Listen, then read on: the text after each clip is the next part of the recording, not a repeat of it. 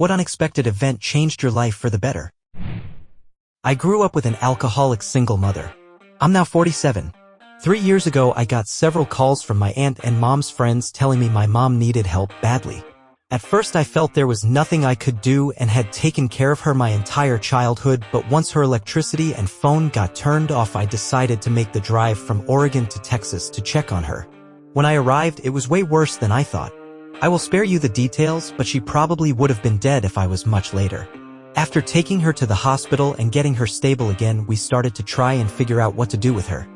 She was laid off and her husband passed away a couple years earlier, and her income is limited to Social Security and she couldn't afford where she was. After a week of getting her home habitable again, I asked her if she wanted to move to Oregon and she said yes, which was a surprise because she had never been out of Texas. Long story short, I packed her up and moved her in with me and my boyfriend. She quit drinking and smoking cigarettes, her whole identity at the time, and a year later we all three bought a duplex together. That was 2 years ago and all of us couldn't be any happier. My mom cooks for us 2 to 3 times a week and is a genuine joy to be around. If you would have told me that I would be in contact with my mom 3.5 years ago, I would have laughed in your face, but nope, we are now the best of friends. A litter of Jack Russell pups was born in a town a few miles from my home. My mother and sister drove out to pick one, but when they arrived there was only one left, the run of the litter that no one else wanted. They brought her home and she was the sweetest, meekest, most playful, most tender dog you could imagine. She was with me through some very hard times and gave me a great deal of comfort. I'm sure she knew when I was low, but I'm sure there were also plenty of times she helped me that she didn't know about. She has been dead now for longer than she was ever alive. She passed away 19 years ago and I still dream about her from time to time. Love you, Kana. Moving from Latin America to the US with a short notice. My family had been applying for a green card and we thought we'd have to wait years for it. However, 4 months later we got it. We had a short window of time to move and I hated it. But looking back at it, my life would have been completely different if we didn't move. Coming to the US, I ended up having my first job at 16, not usual in Latin America, and paid my own college where I graduated with 2 engineering degrees. I had 11 internships in major companies across the US where I've learned so much and have met incredible people along the way. I've had the opportunity through some job benefits to travel the world and the US. If I would have stayed in Latin America, I wouldn't have been able to afford all of this, let alone live alone, pay for my own car, and support my parents a bit financially whenever I can. Thinking about my life in Latin America now feels so distant. Been in the US 11 years now. Crazy. After 50 years of trying to be my sister's friend, she started going at me once again. I got up, walked out, and cut her out of my life. It's been 4 years and I love not being told what a horrible person I am every 3 months or so over what she has created in her mind. I hate to say it, but COVID. It saved my marriage as I no longer had to work nights, 12 hours rotating shifts. I was able to find a job I really wanted all while WFH. I was able to spend more time with my husband and cats.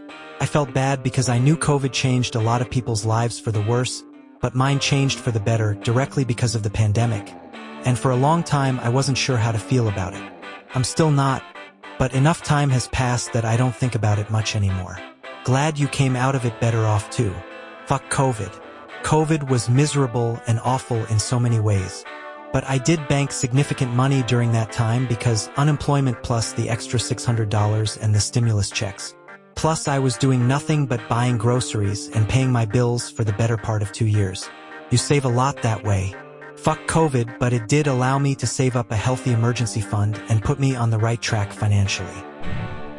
My parents splitting up when I was young. Usually it's a horrible thing for a child to go through, but this was actually a positive thing. She was a drug-abusing, mentally unwell lunatic, and I'm not joking. She would drink unhealthy amounts of alcohol and abuse drugs like it was a 9-to-5 job. Her mere presence in the household had a massive negative effect on me, my father, and younger brother. She ended up getting incredibly argumentative and was non-stop attention-seeking the final 2 years of their relationship, and eventually my dad snapped and told her to get out of the house. I remember being incredibly confused and sad at the time, but now when I think about it, it was a really good thing to kick her out and break up with her. A guy killed himself because of my job. Not because of me, but because of the organization I worked for. That led directly to me leaving and getting a new job. which in turn led to me getting married, leaving London and buying a house. Getting fired, arrested, and convicted for something I didn't do.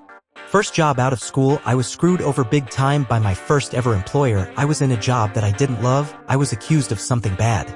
I couldn't prove I didn't do it, but because I couldn't prove I didn't do anything, I was charged and found guilty. My sentence, educational assistance to get better qualifications.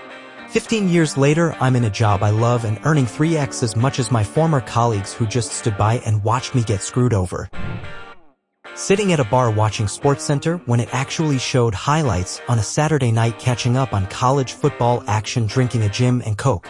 I was on a school trip and the day had ended. I decided to stop at the bar to catch up on the CFB action while my friends went to the room to party. While at the bar, another guy comes up to me and asks if the spot next to me is taken. I say no.